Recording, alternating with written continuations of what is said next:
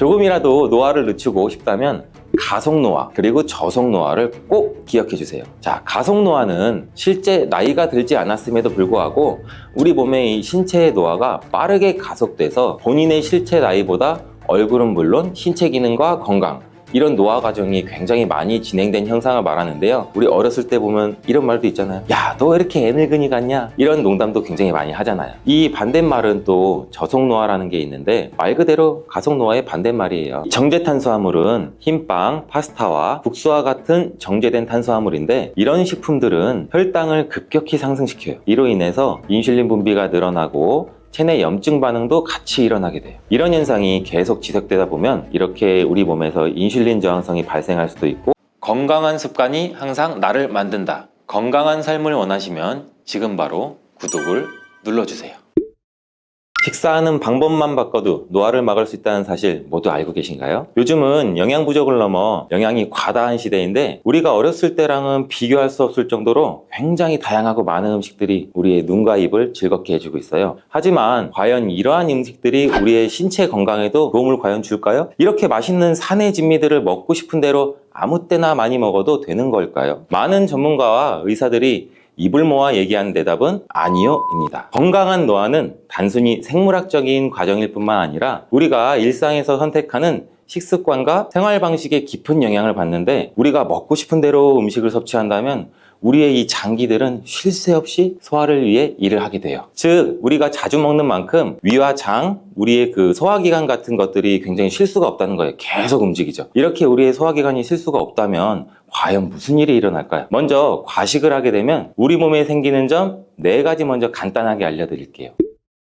첫 번째는 혈당 상승입니다. 우리 몸이 과식을 하게 되면 혈당 수치가 급격하게 상승할 수가 있는데, 특히 단순당이 많이 포함된 음식, 빵이나 과자, 캔디류, 초콜릿, 흔히 하는 굉장히 다한 음식 있잖아요. 이러한 달달구리한 간식들을 굉장히 많이 섭취하게 되면 우리 몸의 인슐린 저항성이라는 게 증가할 수가 있는데, 이 인슐린 저항성이 증가하면 당뇨병의 위험률도 높일 수 있습니다. 자, 두 번째, 심혈관 질환에 노출될 가능성이 높아지는데, 이렇게 지속적인 과식은 고혈압이나 고지혈증이나 이런 심혈관 질환 위험도 같이 증가시키는데, 지방과 같은 나트륨이 많은 음식을 과도하게 섭취하면 우리 심장 건강에 매우 부정적인 영향도 미칠 수가 있어요. 또 세 번째, 우리가 흔히 알 수 있듯이 소화불량, 많이 먹으면 소화도 안 되고 더부룩하고 가스 차고 배가 아프고 이렇게 소화불량을 일으킬 수가 있는데, 이러한 과식은 우리 소화 시스템에 과부하를 줄 수가 있어요. 너무 많은 음식을 한 번에 섭취하면 위에서 소화를 제때 하지 못해서 소화불량, 복부 팽만, 가스, 아니면 배가 아프고 여러 가지 증상들이 나타날 수가 있어요. 네 번째, 체중 증가입니다. 많은 사람들도 알다시피 과식은 불필요한 칼로리 섭취를 굉장히 많이 초래하는데, 이는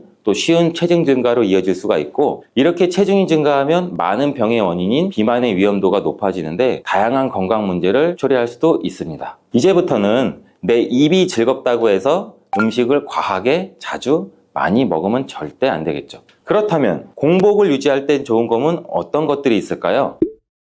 자, 첫 번째, 인슐린 수치가 낮아져 혈당 조절에 도움을 줍니다. 공복이 인슐린 수치를 낮춰주는데 그 이유는 주로 체내 우리 에너지 대사와 관련이 있어요. 이 공복 상태에는 음식 섭취가 없기 때문에 혈중 포도당 농도가 낮아지는데, 이때 혈당이 낮아지면 체내 인슐린 수치도 자연스럽게 감소하게 돼요. 이 인슐린은 혈당을 조절하는 호르몬인데, 이 혈당이 높을 때 분비가 되어 혈당을 낮추는 역할도 같이 해요. 따라서 음식이 없을 때는 인슐린의 필요성도 줄어들게 되는데, 이것이 혈당 조절에 도움을 주는 것이에요. 모든 사람이 공복을 오랜 기간 동안 유지하는 것이 좋다라고 말씀드리는 것이 아니고, 예를 들면 당뇨가 있으신 분들 같은 경우에는 공복 상태가 또 너무 길어지게 되면 오히려 저혈당을 초래할 수가 있으니 자신의 몸 상태에 따라서 공복 기간을 잘 유지하시면 굉장히 좋을 것 같습니다. 두 번째는 세포의 자가 포식 작용이 촉진돼서 세포의 노화를 늦추는데 도움을 줄 수 있어요.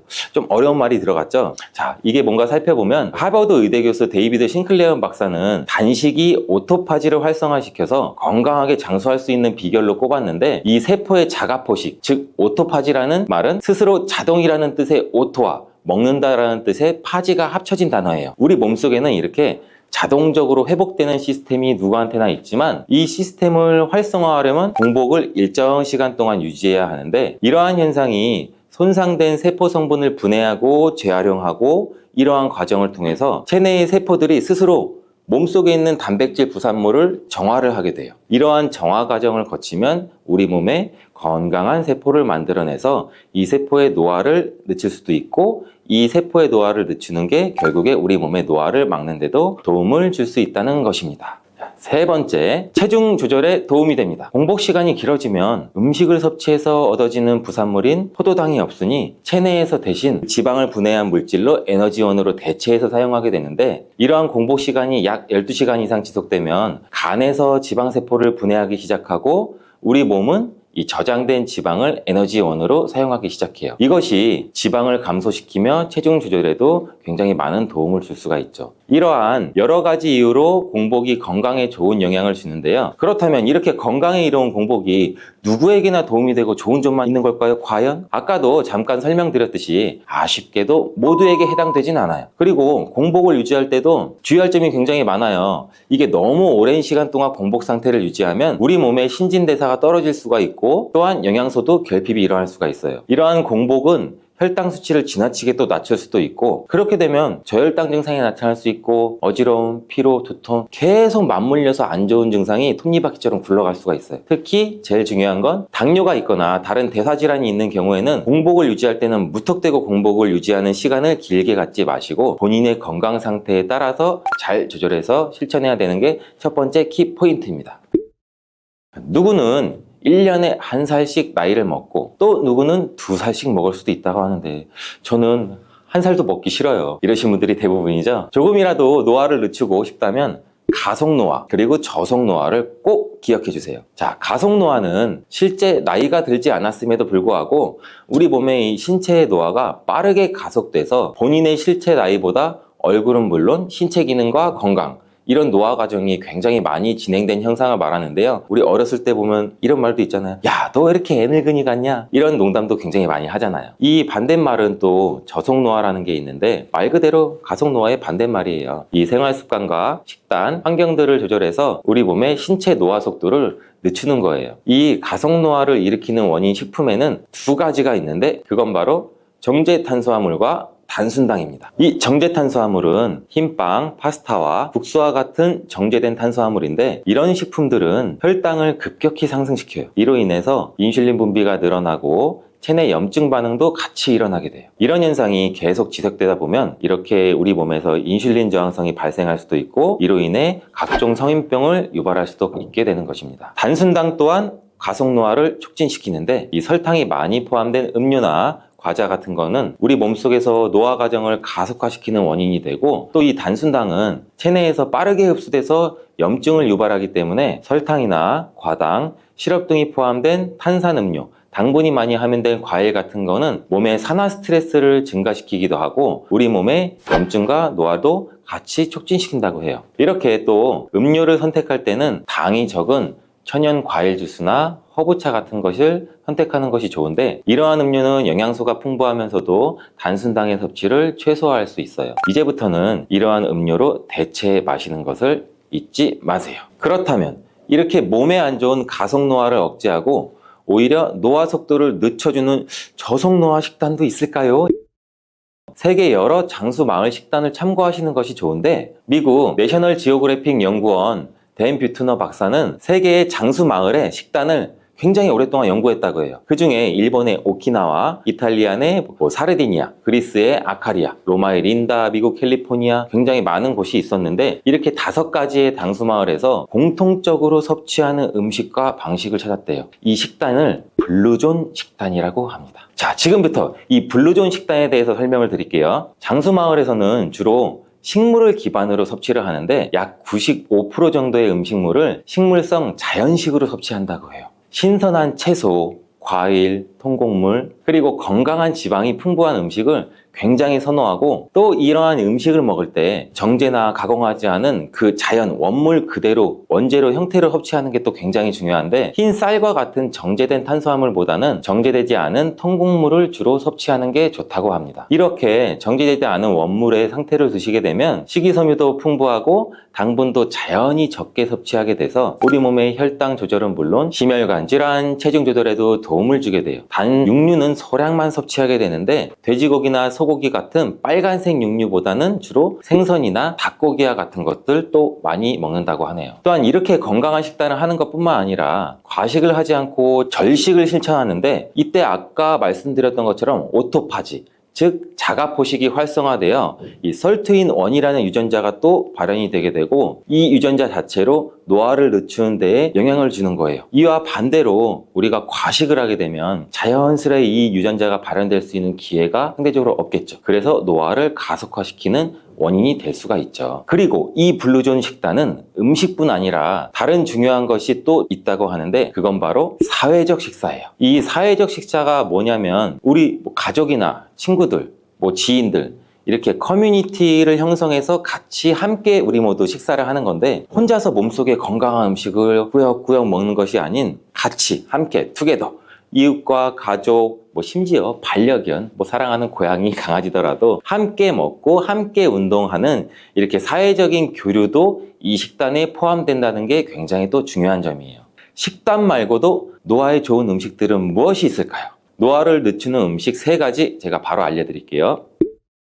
우리 콩은 단백질, 지방, 식이섬유가 풍부하고 영양소가 굉장히 고르게 들어있는데, 콩을 드시게 되면 혈당을 안정시키고 포만감을 줘요. 하지만 콩에는 또 유방암을 발생시킬 수 있는 피토에스트로겐과 장염증을 유발할 수 있는 렉틴이라는 성분이 함유되어 있어 걱정하시는 분들도 굉장히 많으세요. 근데 안심하셔도 됩니다. 많은 의학적인 연구와 논문이나 데이터를 바탕으로 봤을 때 콩에 함유된 이 렉틴 마이크로바이옴, 다시 말하면 미생물군 유전체에 도움을 줘서 오히려 암 발생 위험률을 줄여준다는 연구 결과도 굉장히 많이 있어요. 콩 중에 혹시 렌틸콩이라고 들어보셨나요? 익숙하시는 분들도 있고 생소하신 분들도 있으실 텐데, 이 렌틸콩은 양질의 단백질이 많이 함유되어 있는 콩인데, 맛도 좋은 이 콩을 샐러드에 넣어 드시거나 통으로 드셔도 좋고, 아니면 밥에 넣어 드셔도 건강에 굉장히 많은 도움을 줄 수가 있어요. 또 노화를 늦추는 음식 2번째는 녹황색 채소입니다. 이 녹황색 채소는 각종 비타민과 미네랄이 풍부하고 열량도 적어서 섭취할 때 포만감을 주고,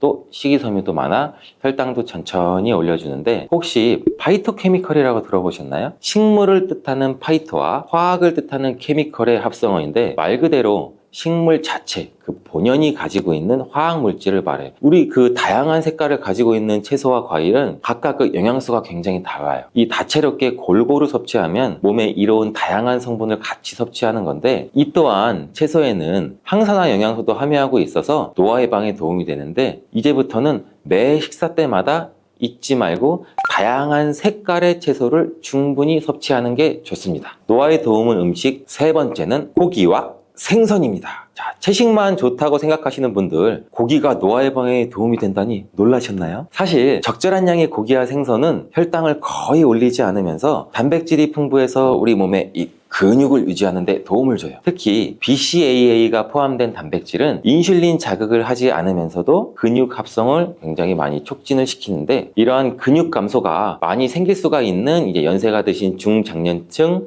노년층들에게는 특히나 이러한 단백질 섭취가 굉장히 중요해요. 하지만 이렇게 우리 몸에 꼭 필요한 고기와 생선도 너무 과하게 많이 드시게 되면 오히려 해가 될 수가 있어요. 인슐린 분비를 높일 수가 있어서 너무 맛있다고 많이 드시지 말고 꼭 적절한 양으로 섭취해 주는 거 잊지 마세요. 이렇게 좋은 음식과 식단이 모두에게나 똑같은 영향을 줄 수 있을까요? 과연? 아쉽게도 그건 아닌데요. 연령에 따라서 달라져야 하는 식단, 그리고 주의해야 할 점 제가 조금 알려드릴게요. 자, 어린이나 청소년은 성장에 필요한 영양소를 골고루 충분히 섭취해야 하는 건 모두 알고 계신 거죠. 하지만 중년기나 노년기에서는 조금 달라져요. 중년기에는 체중 조절과 우리 몸의 대사 건강을 위한 식단이 굉장히 중요하게 필요한데, 이렇게 자연스러운 실체 노화에 따라서 소화 기능도 점점 떨어져서 같은 양을 먹어도 살이 금방 찌기 쉬워져요. 이에 따라서 절식이나, 그리고 아까 말씀드렸던 블루존 식단이 굉장히 건강에 도움이 될 수 있는데, 이러한 노년층은 자연스럽게 소화 기능과 근육량이 감소해서 무리하게 절식이나 식단을 하시기보다는 소화가 쉬운 음식을 선택하고 영양소 섭취에 주의해야 돼요. 노년층에는 근육량이 다른 연령층에 비해 더욱 중요한 영향을 미치는데, 이때 단백질의 섭취가 굉장히 중요하게 작용해요. 그래서 무리한 식단을 하시는 것보다는 단백질이 풍부한 음식을 충분히 섭취하고 또 비타민 D와 칼슘 섭취를 늘리시는 게 좋습니다. 그래서 혈관에 문제가 생기기 시작하면 여러 가지 질병이 쫙 뻗어 나타나는 거예요. 대표적인 혈관성 질병이 고혈압, 당뇨, 치매 등등이 있잖아요. 이런 중요한 혈관을 건강하게 만들기 위해 반드시 섭취해야 되는 채소가 오늘의 주인공, 바로 양파예요. 이 양파의 첫 번째 효능은 바로 혈관을 깨끗하게 청소해 준다는 거예요. 혈관이 부드럽고 탄력이 좋아야 되는데 나이가 들면 들수록 딱딱하고 혈관벽이 두꺼워지고 콜레스테롤 때문에 혈관벽이 좁아지기도 하고 혈전이 생겨서 혈액순환도 안 되고, 이렇게 되면 당연히 고혈압이나 뇌졸중 등 혈관 질환이 나타나게 되겠죠. 이러한 혈관 질환을 예방하는 데 양파가 굉장히 좋은 역할을 하게 돼요. 양파에는 혈관 질환에 도움을 주는 중요한 성분 2가지가 들어있는데, 양파를 썰면 눈물을 나도록 하는 성분이 알리네이즈라는 성분이에요. 알리네이즈는 휘발성이기 때문에 눈이 메어지는 건데, 이 성분은 항산화 작용이 뛰어나서 활성산소를 제거해서 혈관이 손상되는 것을 막아주겠죠. 양파 이렇게 드시면 오히려 건강에 독이 될 수가 있어요. 식탁 위의 혈관 청소부라는 양파는 많은 요리에 사용되는 우리나라에게 너무 익숙한 채소죠. 중국 사람들이 돼지 기름으로 요리한 음식을 또 굉장히 많이 드시잖아요. 이 혈관 질환에 잘 걸리지 않는 이유 중 하나가 바로 양파를 많이 먹기 때문이라고 해요. 이 양파는 혈관 청소 외에도 정말 다양한 효능이 있는데, 아무리 좋은 양파도 잘못 먹으면 오히려 건강을 해치는 독이 될 수가 있어요. 양파의 효능 4가지와 양파를 어떻게 먹어야 하는지, 양파를 드실 때 주의해야 할 점, 양파를 먹으면 효능이 배가 되는 음식까지 양파에 대한 모든 것 알려드릴게요. 나이가 들면서 가장 신경 써야 할 부분이 저는 혈관 건강이 아닌가 싶어요. 노화가 진행되면서 당연히 우리 세포나 혈관의 노화도 진행이 되는데, 사람 몸의 혈관의 길이가 무려 약 10만 킬로미터, 무려 우리 지구 지름이 약 4만 킬로 정도 된다고 하는데, 지구를 2바퀴나 돌 수 있는 길이에요. 이렇게 긴 혈관이 우리 몸속에 있는데 온몸 구석구석 혈관이 그럼 닿지 않는 데가 없겠죠. 그래서 혈관에 문제가 생기기 시작하면 여러 가지 질병이 쫙 뻗어 나타나는 거예요. 대표적인 혈관성 질병이 고혈압, 당뇨, 치매 등등이 있잖아요. 이런 중요한 혈관을 건강하게 만들기 위해 반드시 섭취해야 되는 채소가 오늘의 주인공, 바로 양파예요. 이 양파의 첫 번째 효능은 바로 혈관을 깨끗하게 청소해 준다는 거예요. 혈관이 부드럽고 탄력이 좋아야 되는데 나이가 들면 들수록 딱딱하고 혈관벽이 두꺼워지고 콜레스테롤 때문에 혈관벽이 좁아지기도 하고 혈전이 생겨서 혈액순환도 안 되고, 이렇게 되면 당연히 고혈압이나 뇌졸중 등 혈관 질환이 나타나게 되겠죠. 이러한 혈관 질환을 예방하는 데 양파가 굉장히 좋은 역할을 하게 돼요. 양파에는 혈관 질환에 도움을 주는 중요한 성분 2가지가 들어있는데, 양파를 썰면 눈물을 나도록 하는 성분이 알리네이즈라는 성분이에요. 알리네이즈는 휘발성이기 때문에 눈이 메어지는 건데, 이 성분은 항산화 작용이 뛰어나서 활성산소를 제거해서 혈관이 손상되는 것을 막아주겠죠. 노화도 방지해주고, 이 혈액이 뭉치는 현상도 억제하고 혈액순환도 원활하게 해주는데 도움을 줘서 혈중 콜레스테롤 수치도 낮춰주는데 도움을 주고, 혈관질환, 고혈압, 동맥경화 같은 이런 질환도 예방하는데 많은 도움을 줄 수 있다고 해요. 이뿐 아니라 혈당 조절에도 도움을 줘서 당뇨를 예방하는 데에도 효과가 있는 것으로 알려져 있어요. 양파에는 또 2021년 1년 동안 2300편의 논문이 나올 정도로 주목받고 있는 성분이 있는데, 바로 퀘르세틴이라는 성분이에요. 퀘르세틴은 그만큼 많은 효능이 있고 계속해서 지금도 효능들이 발견되고 있어요. 양파에는 이 퀘르세틴이 정말 많이 함유가 되고 있는데, 퀘르세틴의 많은 효능 중 가장 큰 효능이 바로 혈관을 깨끗하게 청소해 준다는 거예요. 또한 강력한 항산화 물질인데, 활성산소가 많으면 혈관 세포도 손상시키고 노화시킨다고 말씀드렸잖아요. 각종 질병을 일으키는 원인을 제공하기도 하는 활성산소를 제거해줘서 혈관을 건강하게 도와주는 것이에요.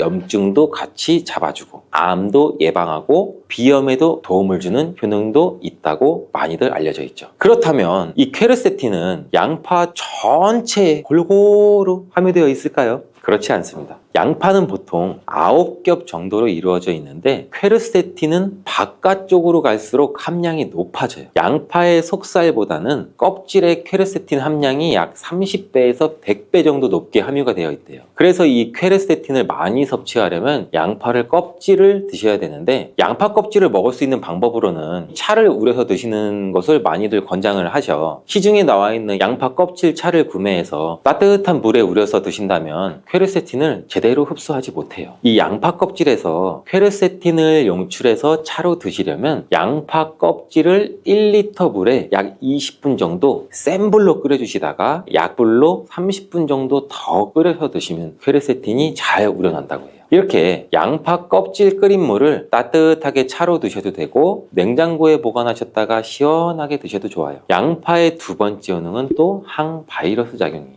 우리 장염이나 감기 또 바이러스성 대상포진 걸리셨다면 양파를 드시면 도움을 받을 수 있어요. 이런 증상이 있으시면 우리 몸이 바이러스에 감염이 되었다는 건데 양파에 퀘르세틴이라는 성분이 많이 함유되어 있다고 했잖아요. 바로 이 퀘르세틴의 효능 중 바이러스를 사면시켜주는 효능이 있기 때문에 도움을 받을 수가 있어요. 감기 독감과 같은 이 호흡기 바이러스에 특히 효능이 좋은 것으로 알려져 있는데 이 효능은 비타민 C와 함께 드시면 또 효과가 극대화되는데 양파에는 비타민 C도 함유가 되어 있어요. 항바이러스 효과가 굉장히 뛰어나겠죠. 또 양파에는 알리신이라는 성분도 풍부하게 함유가 되어 있는데 이 성분도 항균 작용이 뛰어나서 퀘르세틴과 함께 몸에 들어오는 바이러스와 균들을 차단해줘서 우리 몸을 건강하게 유지시켜주는데 큰 역할을 할 수가 있죠. 또 양파의 세 번째 효능은 당뇨를 예방하고 혈당을 조절해준다는 것이에요. 당뇨는 췌장에서 인슐린 분비가 제대로 되지 않거나 인슐린의 역할을 제대로 하지 못할 때 발생하게 되잖아요. 높은 혈당이 지속되면 고혈당이라고 하고 낮은 혈당이 지속되면 저혈당이라고 하죠. 이런 상태가 지속되는 것을 당뇨병이라고 하는데 이럴 때 혈당을 조절해주는 성분이 바로 인슐린인데 이 인슐린은 혈당 수치를 적절하게 유지하는 역할을 해줄 뿐 아니라 남는 포도당을 지방으로 저장하는 역할도 해줘요. 또 양파에는 크롬이라는 성분, 미네랄이 풍부한데 크롬은 천연 인슐린이라는 별명이 있을 정도로 혈당을 조절하는데 탁월한 효능도 가지고 있어요. 혈당 조절 건강기능식품을 보시면 빠지지 않고 크롬이 함유되어 있는 걸 보실 수가 있죠. 또한 포도당 대사의 항상성도 유지를 시켜주고 혈전이 생기는 것도 방지해주고 혈액순환도 원활하게 하는데 도움을 줄 수가 있어요.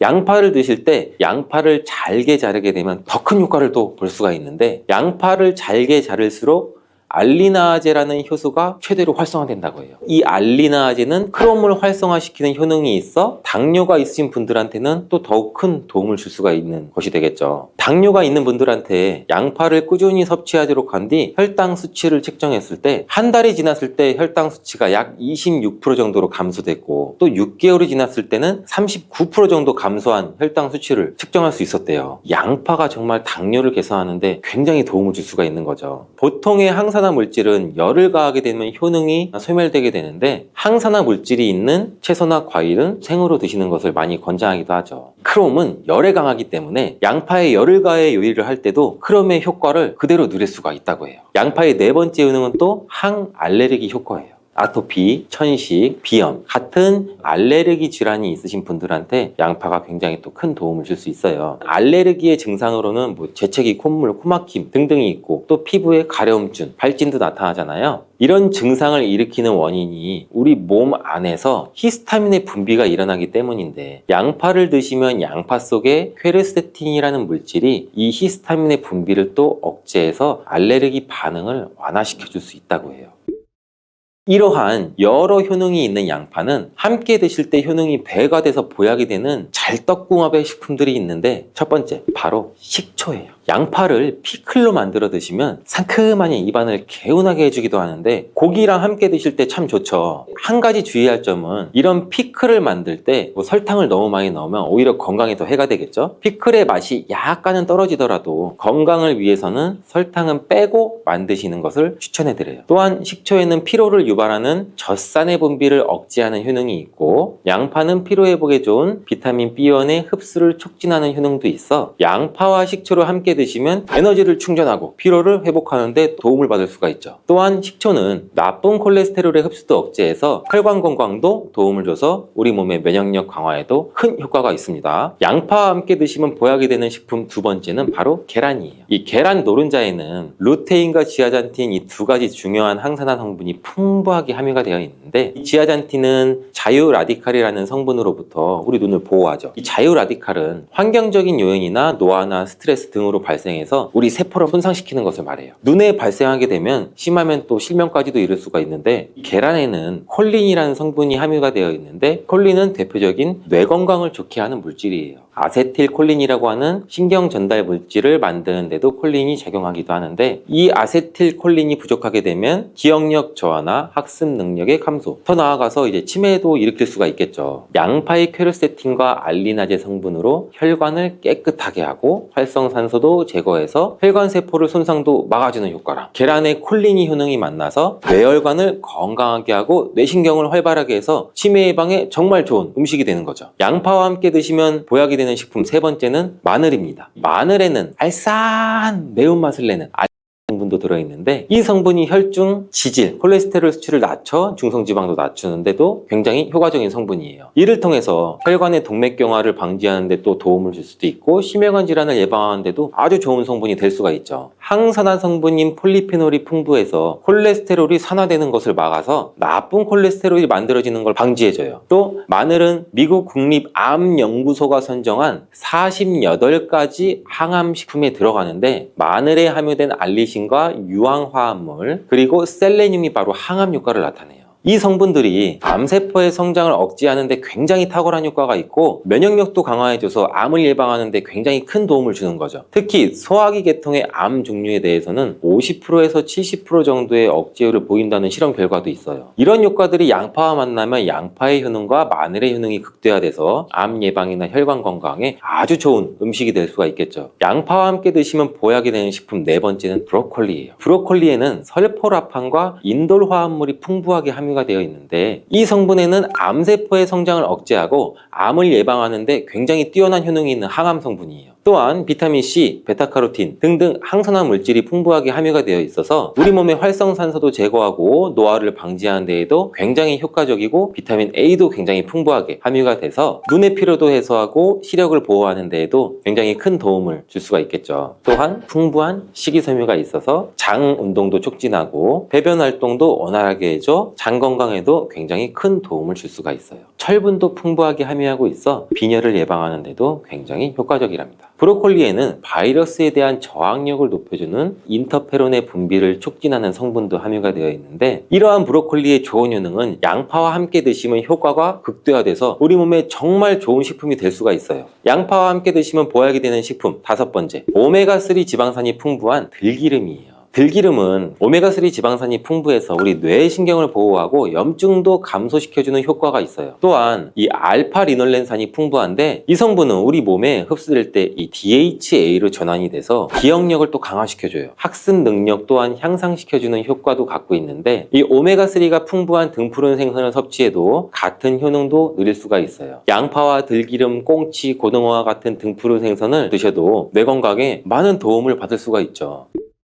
이렇게 몸에 좋은 양파도 드실 때 주의하셔야 되는 분들이 있는데, 첫 번째는 동맥경화를 치료하는 와파린 나트륨이라는 성분의 항응고제를 드시는 분들이에요. 혈전 형성을 방지하는 약과 혈액을 묽게 하는 양파를 같이 드시면 오히려 출혈의 위험이 있으니 주의해서 드시길 바라고요. 두 번째는 소화불량이 있으면서 가스가 잘 차시는 분들은 또 양파를 많이 드시면 안 돼요. 이 양파가 장 건강에 도움이 된다고 해서 양파를 드셨는데 오히려 가스가 차고 속이 불편하신 분들도 있으신데, 이런 분들은 양파를 드실 때 주의해서 조금만 드시길 바래요. 체질적으로 양파와 또 맞지 않는 분들이 있을 수가 있어요. 세 번째로는 간이 약한 분들이에요. 이런 분들은 양파 좋다고 양파를 많이 드시게 되면 오히려 간에 부담이 될 수 있고 간 건강도 해칠 수가 있어요. 네 번째는 양파를 드시면 혀에 백태가 끼고 기미가 올라오는 것이 발견되시면 양파를 드시지 않는 것이 좋아요. 다섯 번째, 정말 중요한 내용인데요. 건강에 좋다고 양파즙 많이 내려 드시는 분들 많죠. 근데 혈당 관리를 해야 되는 당뇨가 있으신 분들과 신장이 안 좋으신 분들은 절대 양파즙을 많이 드시면 안 돼요. 양파즙을 내게 되면 이 농축이 돼서 당도도 같이 올라가요. 그리고 그리고 즙 상태로 드시게 되면 흡수도 굉장히 빨라서 혈당이 또 급격하게 올라갈 수가 있고, 양파즙에는 칼륨의 함량도 높은데 당뇨 환자뿐 아니라 신장이 안 좋은 분들이 양파를 마시면 칼륨이 신장에 무리를 줘서 건강이 더욱 악화될 수가 있어요. 칼륨이 잘 배출되지 않아서 몸에 쌓이면 심장에까지도 무리를 주게 되고 심하면 돌연사의 원인이 될 수도 있죠. 뇌졸중이란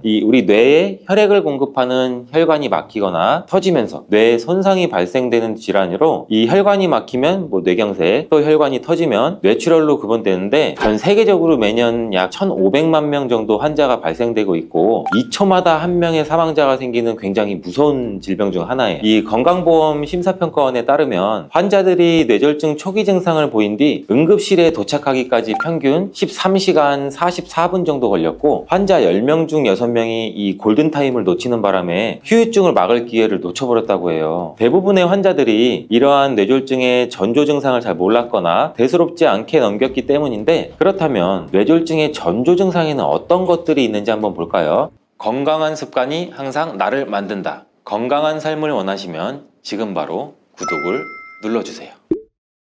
이런 증상이 나타나면 뇌졸중의 신호입니다. 바로 병원에 가시기 바랍니다. 뇌졸중 치료는 시간 싸움이라는 말이 있어요. 빠르게 대처했더라면 나을 수 있었던 증상들이 방치되는 시간이 길어질수록 치료도 어려워지고 반신불구나 같은 여러 가지 후유증으로 평생 남아버리기 때문인데, 이 건강보험 심사평가원에 따르면 환자들이 뇌졸중 초기 증상을 보인 뒤 응급실에 도착하기까지 평균 13시간 44분 정도 걸렸고, 환자 10명 중 6명이 이 골든타임을 놓치는 바람에 후유증을 막을 기회를 놓쳐버렸다고 해요.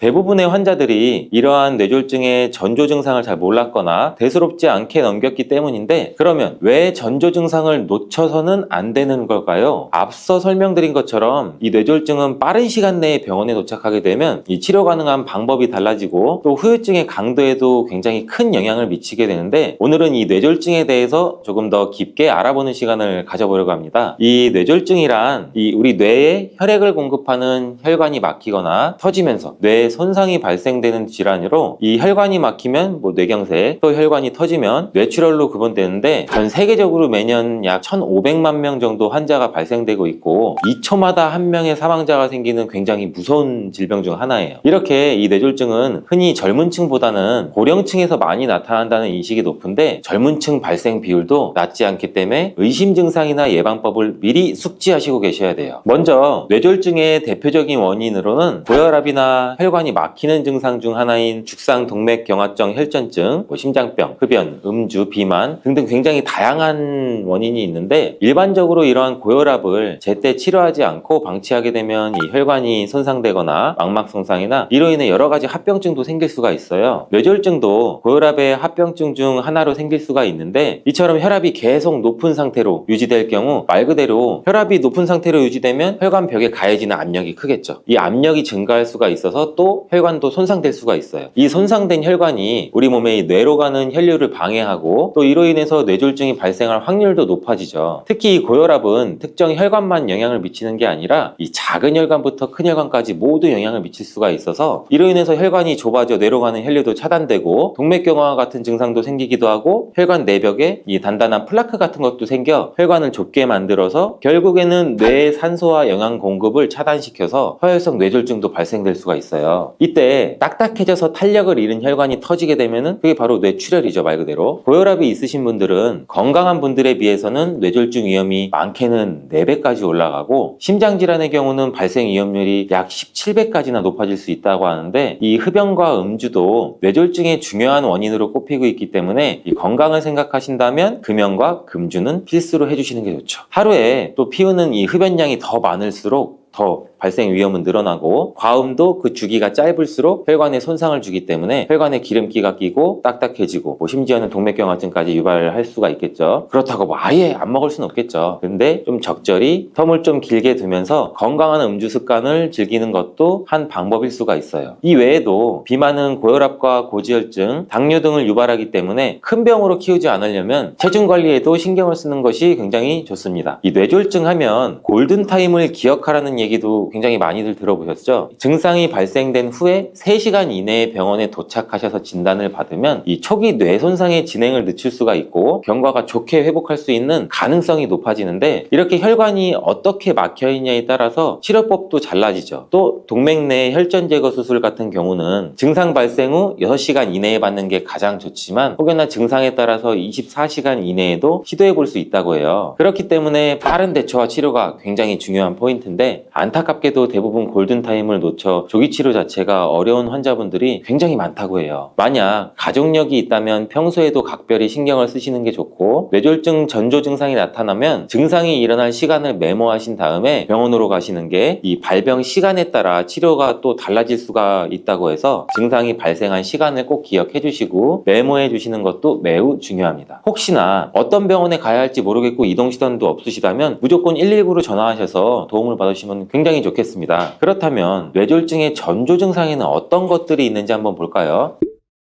첫 번째는 반신마비 또는 이 안면마비예요. 뇌졸중 환자의 약 80% 이상 겪는 대표적인 증상으로, 예를 들면은 설거지를 하다가 갑자기 그릇을 놓친다던가, 길을 걷는데 갑자기 한쪽 다리에 힘이 풀려서 주저앉거나, 이런 증상이 이제 종종 발생이 되는데, 얼굴의 경우에는 이 어떤 표정을 지어도 어색해 보이고 삐뚤어 보이거나 대칭이 맞지 않는 그런 느낌 등을 받게 된다고 해요. 이러한 이유는 그 뇌의 특정 부분의 혈류 공급이 차단이 되거나 제한이 돼서 이 부분이 제대로 작동하지 않기 때문인데, 이 뇌는 신체의 여러 기능을 조절하는데 각각의 신체 부위는 뇌의 이 특정 영역과 연결되어 있어요. 그래서 뇌졸중이 일어나게 되면 혈액 공급 중 일부가 차단이 되기 때문에 뇌의 일부가 손상이 될 수도 있고, 그로 인해 운동이나 감각 기능에도 문제가 생길 수가 있죠. 즉 반신마비는 운동을 조절하는 뇌 부위의 일부가 손상됐을 때, 안면마비는 쉽게 안면 신경을 담당하는 영역이 손상됐을 때 발생한다고 볼 수 있는 거죠. 이 반신마비는 한쪽 팔과 다리의 감각이 사라지거나 힘이 빠져서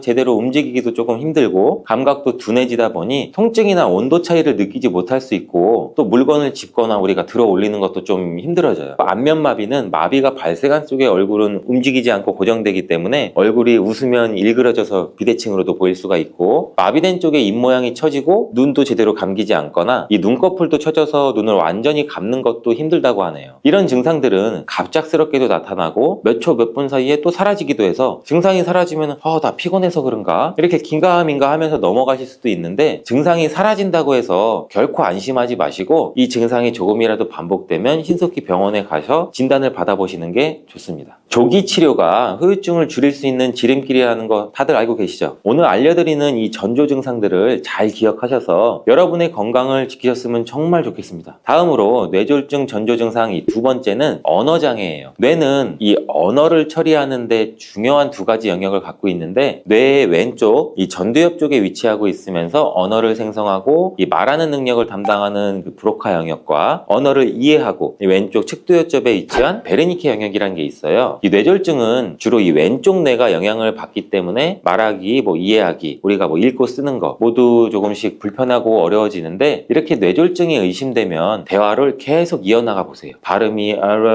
뭉개지면서 어눌해진다거나 같은 말을 반복하고 상대방 이야기를 잘 이해하지 못하고 평소와는 약간 다른 대화 패턴이 보일 거예요. 그리고 타 발음이 잘 안 되거나, 아니면 간단한 문장을 소리내서 읽기도 어렵고 특정 단어가 잘 나오지 않는다면 살짝 뇌졸중을 의심해 보실만 해요. 평소에도 맘말알라 가가 이 3가지를 한번 기억해 주시고 발음 테스트를 수시로 해보시는 것도 좋아요. 발음이 계속 뭉개지거나 발음하기가 좀 힘든다면 병원에 가셔가지고 약간의 검사나 다른 이제 상담 같은 것도 받아보시는 것도 추천드립니다. 혹시 영화나 드라마에서 갑자기 하고선 이렇게 쓰러지는 거 많이들 보셨죠? 뒷목을 잡고 쓰러지는 장면을 많이 보셨는데, 실제로 뇌졸중은 증상이 조금 다른데 초기 신호를 잘 알아차리고 병원에 도움을 받는 게 굉장히 중요해요. 뇌졸중 전조 증상 이 3번째는 어지럼증과 균형 감각 상실입니다. 이 특별한 이유 없이 갑자기 어지럽거나 균형을 잃게 된다면 이 뇌에 문제가 발생했을 가능성이 매우 높은데요. 순식간에 일어났다가 사라지기도 하는데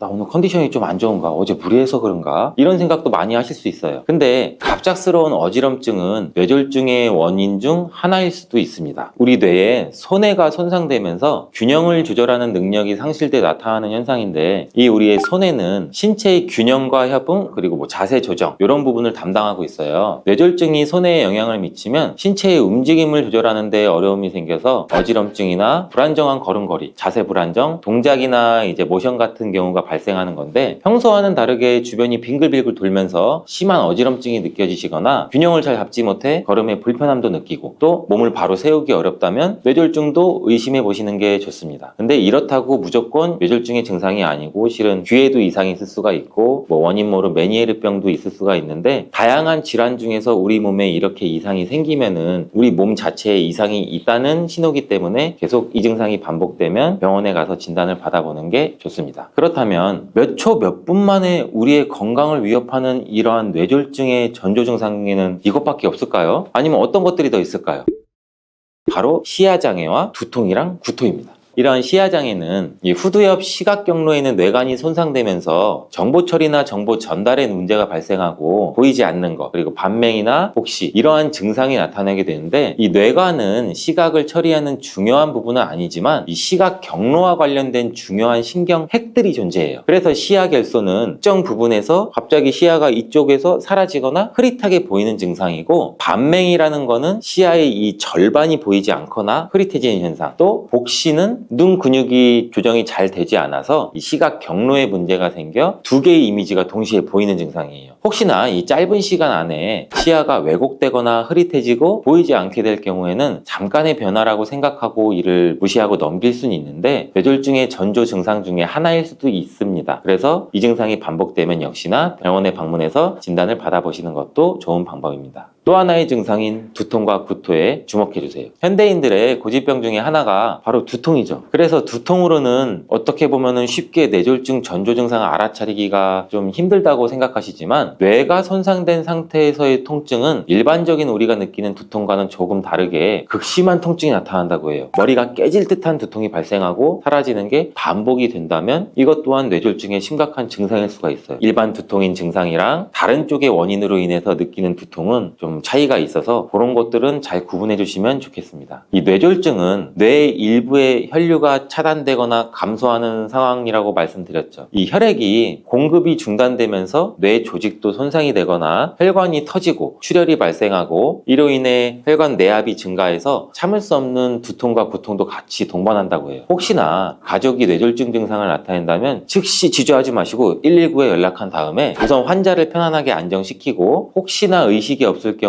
구토로 인해서 기도가 막히지 않게 몸을 옆으로 눕혀주시는 것이 또 중요합니다. 환자가 입에는 아무것도 물지 않아야 되고, 또 혹시 구토를 할 경우 입 안에 구토물이 남아있으면 손으로 구토물을 긁어내야지 기도가 막히지 않기 때문에 질식을 방지할 수도 있습니다. 근데 이런 전조 증상들을 언제 다 외우고 기억하고 있어? 그건 맞는 말씀이에요. 이러신 분들도 많으신데, 그럼 간단하게 이것만 기억해 주세요. 우리 모두 뇌졸중이 급한 상황인 건 아시죠? 제가 말씀드려서 급하다 급해 빨리빨리, 이게 영어로 뭐죠? 패스트죠. 이 급하니까 패스트. 이 패스트 테스트로 뇌졸중의 초기 경고 증상을 빠르게 확인할 수 있는 그 간단한 방법이 있어요. 패스트라고 하면은 FAST. 이 패스트의 F는 face, 얼굴. 아까 말씀드렸듯이 얼굴 쪽의 일정 부분에 대한 마비 증상이나 이 비대칭성. 그리고 A는 팔, arms. 팔의 운동신경 확인으로 팔 힘이 약해지거나 한쪽 팔이 저리거나 계속 한쪽 팔이 떨어지는 경우, 이런 증상을 확인하는 건데, 두 팔을 앞으로 나란히 들어보고 한쪽 팔이 떨어지거나 올릴 수 없는지를 테스트하는 것, 이런 경우도 많이 시행된다고 해요. 그리고 패스트 중에 S, 이 스피치는 말, 발음이 어눌해지고 말을 잘 하지 못하거나 잘 이해하지 못하는 증상. 그리고 마지막 패스트의 T, 타임. 이러한 증상이 나타난 시간을 기록하고 119 또는 병원에 빠른 시간에 내원. 이렇듯 헷갈리면은 여러분들은 패스트만 기억해 주세요. 이런 무서운 질병이 걸리지 않으면 가장 좋겠지만 언제 어떻게 병에 걸릴지 모르기 때문에 귀찮아서 미뤄두었던 건강검진을 평소에 정기적으로 꼭 받아보시는 게 제일 중요하고, 건강을 위해서라도 시간을 내셔서 실천할 수 있는 것들은 미리 습관화시키면 굉장히 좋을 것 같습니다. 예를 들어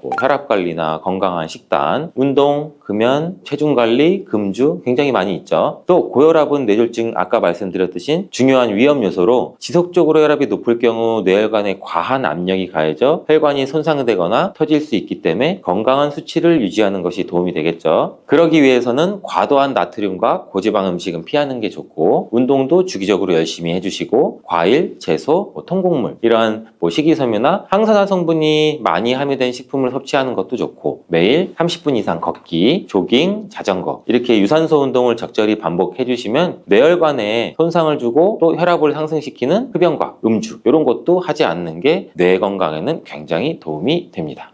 우리가 나이가 들면 들수록 수면의 질이 굉장히 중요하죠. 우리가 만약 잠을 자지 않고 항상 깨어 있다면 우리 몸은 어떻게 될까요? 11일 24분 동안 안 자는 실험을 진행했대요. 그 뒤에 정신적이나 신체적인 문제를 경험했다고 하는데 이게 굉장히 마치 고문을 당하는 수준 그 이상의 고통이라고 회상하고 다시는 이런 실험을 하지 않겠다 이런 식으로 말했다고 하네요. 이 잠을 자는 동안 우리 몸은 하루 동안 쌓인 피로를 풀고 세포가 회복되고 우리 몸의 면역력도 강화돼요. 특히 우리가 깊은 잠에 들면 우리 몸에서 성장 호르몬이 분비가 되는데 이렇게 우리 신체의 중요한 잠, 이 수면의 기능 4가지 제가 바로 알려드릴게요. 여러분, 하루에 잠을 이만큼 자면 치매 걸릴 확률이 2배나 높아지고 수명은 10년이나 줄어들 수 있어요. 요즘 들어 자고 나신 뒤 개운하지 못하신 분들도 있나요? 아니면 젊었을 때보다 깊게 주무시지 못하고 자주 깨시는 분들이 있나요? 우리의 수면은 우리의 몸과 마음에 미치는 영향이 굉장히 커요. 제대로 된 수면 습관을 갖는 것이 건강을 지키는 중요한 방법인데 우리가 나이가 들면 들수록 수면의 질이 굉장히 중요하죠. 오늘은 건강한 잠에 대한 정보들 그리고 숙면을 취하기 위한 방법에 대해서 자세히 한번 알아보도록 하는 시간을 가질게요. 잠은 우리 신체에 매우 중요한 역할을 하고 있는데 우리가 만약 잠을 자지 않고 항상 깨어 있다면 우리 몸은 어떻게 될까요? 그리고 또 본인 스스로 잠을 자지 않는 실험을 한 사람도 있는데 기네스북에 기록된 랜디 가드너라는 사람인데 놀랍게도 이 랜디 가드너는 11일 24분 동안 안 자는 실험을 진행했대요. 그 뒤에 정신적이나 신체적인 문제를 경험했다고 하는데 이게 굉장히 마치 고문을 당하는 수준 그 이상의 고통이라고 회상하고 다시는 이런 실험을 하지 않겠다 이런 식으로 말했다고 하네요. 이렇게 우리 신체의 중요한 잠, 이 수면의 기능 4가지 제가 바로 알려드릴게요. 수면의 기능 첫 번째는 우리 몸의 신체 회복과 우리 몸의 면역력에 대한 유지예요. 이 잠은 단순히 피곤을 풀기 위한 시간이 아니라는 점은 알고 계시나요? 이 잠을 자는 동안 우리 몸은 하루 동안 쌓인 피로를 풀고 세포가 회복되고 우리 몸의 면역력도 강화돼요. 특히 우리가 깊은 잠에 들면 우리 몸에서 성장 호르몬이 분비가 되는데 또 성장 호르몬은 성장기나 아기 때만 나오는 거 아니냐고 이렇게 생각하시는 분들도 많이 계시죠? 이 성장 호르몬은 성인이 돼서도 계속 나와요. 이 호르몬은 세포 재생을 촉진하고 근육 회복과 조직 복구에 굉장히 중요한 역할을 해요. 나이가 들면서는 이 부분이 조금 더 크게 비중을 차지하는 거죠. 특히 우리가 운동을 하신 뒤에는 우리 몸의 근육 조직이 손상이 되는데 이때 성장 호르몬이 분비돼서 또 근육의 회복을 도와요. 또 수면 중에는 이 심박수랑 혈압이 낮아져서 우리 몸의 심혈관계에 휴식도 주고 이로 인해서 신체 전반적인 회복이 또 촉진이 되죠. 또 수면 중에는 우리 몸의 면역세포인 T세포와 사이토카인이라는 물질이 활발히 분비가 되는데 이 세포들은 우리 몸에서 병원균이 들어오면은 싸우는 역할을 하죠. 우리 몸의 보호막 그리고 감염이나 질병에 대한 방어력도 증가시켜요. 따라서 우리가 충분한 수면을 취하지 않으면 우리 몸의 신체 회복이 느리고 면역력도 떨어지고 감염이나 질병에 쉽게 노출이 될 수 있다는 것 여러분 한번 기억해 두셔야 돼요. 두 번째는 정신 건강에 대한 영향을 줘요. 수면은 우리의 정신 건강에도 굉장히 중요한데 수면 중 우리의 뇌는 하루 동안 겪은 일들을 하나씩 정리하고 또 감정적으로도 안정된 상태를 유지하려고 해요. 만약에 우리가 잠을 충분히 자지 않으면 스트레스와 불안감이 쌓여서 정신적으로 굉장히 또 불안해질 수가 있고 불안정해질 수가 있어요. 또 이러한 수면 부족은 우울증이나 불안장애 같은 정신적인 문제를 일으킬 수가 있어요. 정기적인 수면은 우리 몸의 감정을 조절하고 마음의 평화를 유지하는데도 굉장히 중요한 요소 중에 하나예요. 자, 세 번째, 수면의 기능은 기억력과 학습 능력의 향상이에요. 우리 뇌는 잠을 잘 때 깨어있을 때 학습한 내용들을 하나씩 정리하고 그 기억을 강화하는 과정을 거친다는 거 알고 계시나요? 공부나 일을 할 때 밤에 충분히 잠을 자면 다음날 더 잘 기억하고 새로운 정보를 학습하고 밤을 새거나 충분한 수면을 이루지 못한 날은 자꾸 실수하고 어떤 것을 배웠는지 생각이 안 나는 이러한 경험들도 다들 있으실 거예요. 연구에 따르면 수면은 우리 뇌에서 정보를 처리하고 기억을 확실히 하는 중요한 역할을 한다고 하는데 잠을 자는 동안 뇌 신경 전달하는 세포가 있는데 그 시냅스 연결이 강화가 돼요. 이는 새로운 정보나 기술을 학습한 뒤에 우리가 그 정보를 장기 기억으로 전환하는 데 도움을 주는 역할을 하죠. 그래서 충분한 수면을 취하는 것은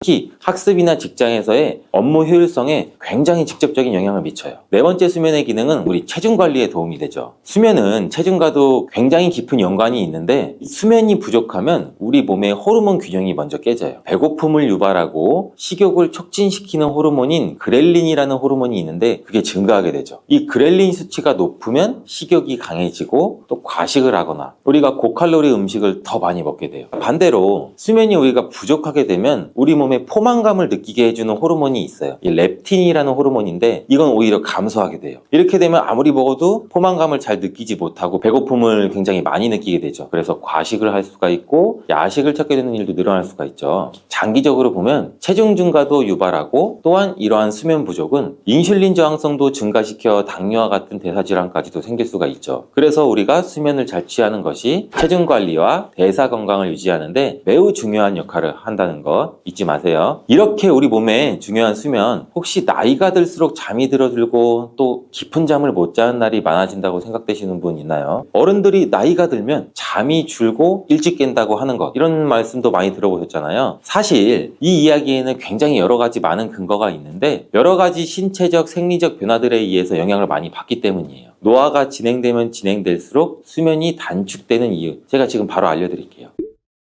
나이가 들수록 수면이 줄어드는 이유 첫 번째는 우리 몸에 대한 호르몬 변화예요. 이 신체가 노화하게 되면 자연스럽게 호르몬에 대한 변화도 일어나는데 이러한 멜라토닌이라는 호르몬의 분비가 나이가 들면 줄어들기 시작하는데 이 멜라토닌은 쉽게 말해 수면을 유도하는 호르몬 중에 일종이에요. 나이가 많아질수록 그 분비가 자연스럽게 감소하는데 이렇게 멜라토닌이 부족하게 되면 우리가 밤에 잠들기도 힘들어지고 깊은 잠에 들기도 힘들어져요. 이로 인해서 수면 시간이 짧아지고 수면의 질도 떨어질 수가 있어요. 그래서 이 멜라토닌 성분 같은 경우 예전에는 우리가 직구로만 구매해서 드시던 게 우리나라에서도 이제는 처방전으로도 병원에 가서 살 수가 있어요. 또한 여성의 경우는 특히 폐경기 이후에 에스트로겐이나 프로게스테론 분비가 급격히 또 감소하게 되는데 여성분들 중 폐경 이후에 전보다 또 깊은 잠을 못 주무시는 경우도 굉장히 많으실 거예요. 이 여성 호르몬들은 수면에 영향을 미치는 굉장히 주요한 호르몬으로서 그 변화가 수면에 여러 가지 영향을 미치는데 에스트로겐은 수면의 질을 향상시켜주는 역할을 하고 프로게스테론은 진정 효과가 어느 정도 있어서 우리 몸의 이완과 수면 유도를 돕기도 해요. 하지만 여성분들이 폐경 이후에는 이 호르몬들이 급격히 감소하게 돼서 수면의 질이 떨어지거나 불면증이 발생할 수가 있을 가능성이 높아지죠. 또한 폐경기 여성은 갱년기 증상으로 인한 홍조, 발한, 불면증 이러한 같은 증상으로 인해서 수면이 방해될 수가 있고 결국 이러한 증상은 호르몬 불균형에 의해 나타난다는 것이죠. 두 번째 이유는 우리 몸의 생체 리듬의 변화예요. 우리의 생체 리듬은 24시간 주기로 돌아가면서 나이가 들수록 이 리듬이 자연스럽게 변하게 돼요. 특히 노년기에 접어들면 이른 아침에 일어나게 되는 경향이 되게 뚜렷해지고 저녁에는 또 일찍 졸린 경우가 굉장히 많아요. 이러한 생체 리듬의 변화로 인해서 밤 시간 동안의 수면 시간이 단축이 되거나 불규칙한 수면 패턴도 나타날 수가 있죠. 세 번째는 심리적인 요인의 작용 때문이에요. 요새 걱정이 있어서 잠을 못 이루시는 분들 있으시죠? 노화가 진행되면서 자연스럽게 삶의 변화랑 스트레스, 외로움 등의 심리적인 요인도 수면에 굉장히 영향을 많이 끼쳐요. 예를 들어 은퇴하신 뒤에 일상에 변화가 생기거나 가족과의 관계에서 또 문제가 있거나 변화가 있을 때 불안이나 스트레스가 많이 쌓일 수가 있죠. 이러한 심리적인 요인들이 수면에 방해가 돼서 잠을 자도 깊게 잘 자지 못하거나 자주 깨는 현상도 굉장히 많이 나타날 수가 있는 거죠. 혹시 불면증이 있을 분들도 굉장히 많으시죠? 이러한 이러한 불면증은 충분한 수면을 취할 수 없는 수면장애로 일상적인 생활을 하는데 매우 큰 영향을 주게 돼요. 그 영향은 이 신체적이나 정신적인 상태에서 굉장히 크게 나타나는데, 수면장애로 발생하는 증상들에는 어떤 것이 있는지 제가 빠르게 알려드릴게요.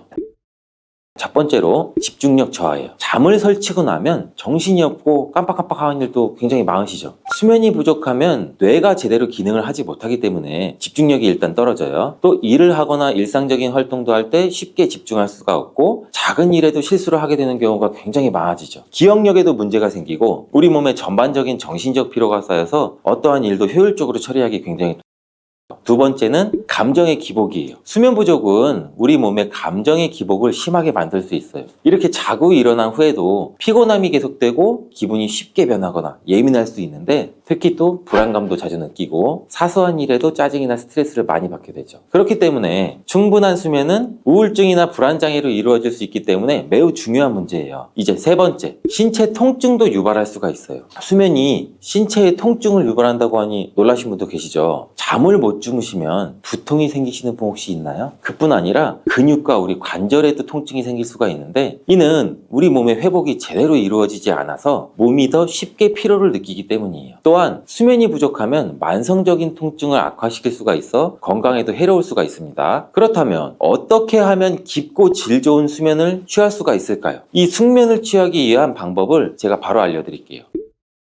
질 좋은 수면의 첫걸음은 바로 수면 환경 개선입니다. 이 수면 환경이 좋지 않으면 잠을 깊게 자는데 어려움을 주는데, 어떤 환경이 좋으며 어떤 환경을 만들어야 되는지 간단히 알려드릴게요. 그건 바로, 침실은 어두운 환경이 가장 좋아요. 온도는 적당히 시원한 상태도 유지하는 게 좋고, 뜨끈뜨끈하게 몸을 지지면서 주무시는 분들 굉장히 많아요. 사실 이거는 수면 질에는 그다지 좋은 환경은 아니라고 해요. 또한 침대와 베개가 너무 딱딱하거나 몸에 맞지 않으면 안 되고, 우리 몸이 편안해야 몸이 잘 휴식을 할 수가 있죠. 또 소음도 많거나 너무 밝은 환경에서는 잠을 깊이 자기가 어렵다는 거 꼭 알아두세요. 두 번째는 깊은 수면을 위한 규칙적인 수면 패턴 유지입니다. 이 수면은 일정한 시간에 자고 일정한 시간에 일어나는 게 가장 좋아요. 규칙적인 생활이 우리 몸의 리듬을 만들어주고, 의사 선생님들도 항상 말씀하시는 얘기죠. 수면 또한 마찬가지인데, 그 이유는 자고 일어나는 시간이 계속 불규칙하게 되면 우리 몸의 생체 리듬이 깨져요. 그렇게 되면 수면의 질도 떨어지고, 그래서 매일 같은 시간에 자고 일어나도록 다 같이 노력해 보시는 게 어떤가요? 세 번째는 스마트폰 보지 않기예요. 자기 전까지 스마트폰을 보다가 주무신 분은 굉장히 많을 거예요. 어떤 분은 소리를 작게 줄여놓고 스마트폰에서 나오는 소리를 들으면서 잠을 청하시는 분도 계실 텐데, 사실 이 스마트폰을 자기 전까지 시청하는 것은 깊은 수면에 도움을 주진 않아요. 이 스마트폰이나 전자기기에서 나오는 블루라이트는 멜라토닌의 분비를 방해해서 잠드는 시간을 늦추게 만드는데, 밝은 불빛을 보면 우리 뇌에서는 자연스럽게 잘 시간이라는 인지를 잘 못하게 돼요. 그래서 최소 잠자기 1시간 전은 스마트폰을 사용하지 않는 게 좋고, 대신 책을 읽거나 명상을 하거나 따뜻한 차를 마시는 등 마음을 편안하게 하는 그러한 활동들을 하는 게 수면을 도와준다는 거 기억해 주시기 바라요. 깊은 수면을 방해하는 최악의 습관 네 번째는 카페인과 술이에요. 커피가 잠을 이루지 못하게 하는 것은 다 알고 계실 거예요. 피곤하거나 졸음이 올 때 커피 한 잔씩 하고, 커피에 들어있는 카페인은 이 우리 몸에 각성 효과가 있어서 수면을 방해하는데, 질 좋은 수면을 취하고 싶으신 분들은 오후나 저녁에는 커피나 카페인이 든 음료를 가급적으로 피하시는 게 좋고, 자기 전에 술 한잔 하시는 분 많이들 계시죠. 술은 처음에는 이완작용으로 잠에 드는 것에 도움은 줄 수는 있어요. 실제로는 깊은 수면을 방해하게 돼요. 이 술이 체내에서 분해가 되면서 알코올 대사 부산물인 이 아세트알데히드가 생기는데, 이 물질은 체내에서 불쾌한 증상도 일으킬 수 있고 신경에도 영향을 미쳐요. 그래서 술을 마시고 난 뒤 주무시면 중간중간에 자기도 모르게 자주 깨는 증상을 보이시는 분들도 많으실 거예요. 다시 잠을 취하려고 해도 쉽게 잠이 안 들고, 잠드는 텀도 길어지고, 잠을 단지 일어났는데 개운하지도 않고. 이제부터는 이 주무시기 전에 커피나 술보다는 카페인이 없는 따뜻한 차를, 아니면 따뜻한 물도 괜찮아요. 카페인이나 술은 우리 몸의 수면의 질을 낮춘다는 것은 꼭 기억해 주세요. 한 가지 더 덧붙이면, 잠들기 너무 힘드신 분들은 삶의 질이 떨어질 수밖에 없고, 삶의 질과 업무의 효율을 위해서는 웬만한 방법으로는 숙면을 취하기 어려우신 분들은 의사 선생님과 상담 후에 간단한 안정제나 수면제도 처방을 받아 받으시는 것도 한 가지 방법 중에 하나예요. 이를 통해서 업무의 질이나 삶의 질을 좋게 나가는 것도 정말 중요한 방법인데, 이러한 방법 전에 다양한 식품의 도움도 한번 받으셨으면 좋겠는 부분이 있어서 제가 간단히 한번 소개해 드리도록 할게요. 2023년 기준에 우리나라 식약처 개별 인정형 원료 리스트 중에서 수면의 질과 수면 건강에 도움을 줄 수 있다는 원료가 한 5가지 정도 있어요. 첫 번째는 이 감태 추출물, 그리고 두 번째는 미강 주정 추출물, 세 번째는 유단백 가수 분해물이라고 해서 락티움 성분, 네 번째는 L글루탐산 발효 가바불만, 다섯 번째는 이제 아시아간다 추출물. 이렇게 현재는 수면에 도움을 주는 성분으로 이러한 성분을 넣어서 건강기능식품이 굉장히 많이 나와 있어요. 또 제가 여러 논문들을 보면서 외국에서는 라임 과피 추출물이라는 식물 소재 성분도 나와 있는데, 이 수면에 도움을 주는 성분이 수면을 유도하는 기전도 굉장히 좋아 보였어요. 임상실험 대상 대조군 약을 일반 다른 식품의 성분으로 하지 않고 이 졸피된 성분으로 실험을 진행했던 것도 굉장히 인상이 깊었어요. 그래서 이 성분이 국내에 허가가 되면 제가 한번 소개시켜 드릴게요. 이러한 식품 원료가 들어간 건강기능식품은 상대적으로 당연히 처방약보다는 즉각적인 효과는 떨어질 수 있어요. 근데 부작용 또한 처방약보다는 당연히 적고 안전하죠. 그래서 수면으로 인한 불편함을 가지신 분들은 처방약을 선택하기 전에 생활습관, 패턴, 건강기능식품 등 상대적으로 부작용이 적고 안전한 방법을 먼저 해보시고 스스로의 관리도 먼저 한번 해보시고 나서 차후 방법을 선택하는 것을 추천을 드릴게요.